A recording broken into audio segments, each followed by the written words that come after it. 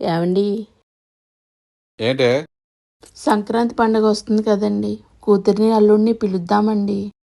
అవునే, నాకు కూడా పిలవాలని ఉంది. వాళ్ళకని నేను మాట్లాడినాం కదా, పిలిస్తే వస్తారంటావా? మీరే అంటూ ఉంటారు కదండి, అడగందే అమ్మాయినా అన్నం పెట్టదని. ఒకసారి అడిగి చూద్దామండి. సరేనే, ఈ విషయం తమ్ముడు కూడా చెప్దాం. అరే సీను! ఏంటన్నయ్య పిలిచారు? ధాన్యమాడిస్తాకి వెళ్తున్నా. అరే చిన్నోడా, ఈ పండక్కి కూతుర్ని అల్లుడిని పిలుద్దాం అనుకుంటున్నా. ఏం మాట్లాడుతున్నారన్నయ్య? మనల్ని కాదని ఎవడో అనాథరం పెళ్లి చేసుకుంది. మన చుట్టాల ముందు మన పరువు తీసింది. ఇవన్నీ మర్చిపోయారా? అరే తమ్ముడు, గతం గతహ. కోపంలో ఎన్నో అనుకుంటాం, అలాగని మన పిల్లలు మనం వదిలేసుకుంటామా? ఏంటన్నయ్య, మనం కాబట్టి సరిపెట్టుకుంటాం, కానీ మనం సపోర్ట్ చేసిన ఊళ్ళో జనాలు ఏమనుకుంటారు?